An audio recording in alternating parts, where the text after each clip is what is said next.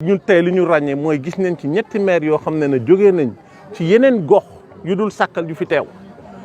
président vice président conseil départemental bu Louga mu ngi nii toog monsieur Samb mu ngi fi teew secrétaire général du département de Louga mu ngi fi toog ci loo xam ne na dafa problème la bu rëy boo xam ne ñoom xam nañ ko ci département bi xam nañ ko ci gox goxaan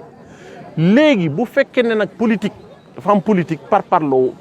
moment politique am moment yoo xam ne li ñuy wax ci tubaab dañoo war a am une posture républicaine maanaam par parloo politique dañ koy teg fële ñun ñëpp ñu àndandoo tegandoo yëkkatindoo tegandoo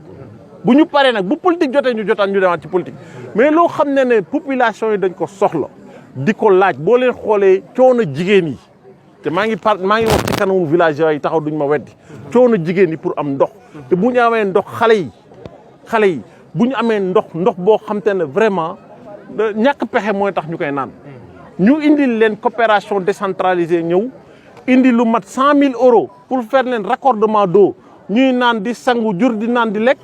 maire bu fi taxawul loolu doy na waar na leen ko laaj nag mais je pense que au travers question politique question républicaine nañu war a taxaw avisé nañ ko ci lu leer parce que gis naa courrier bi ñu ko bind te lii du guleet parce que projet bi 8 villages la woon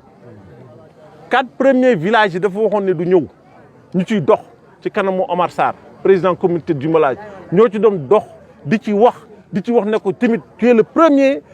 responsable de la commune de Sakal foog nga taxaw ba mu ñëw mais politique dafa ànd ak fiirange mais fiirange boobu nag dafa am fu mu war a yem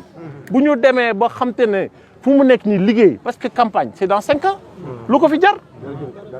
ko fi jar da ngay di xool intérêt population yi aujourd'hui intérêt maire moom mu taxawoon fii wax ak population yi teg loxo ak Issa ne ñu àndandoo ñëpp seen xel dal mais bu taxul fii suñu xel du dal nañ waxantex moom nag mu xam ne dëgg bi fii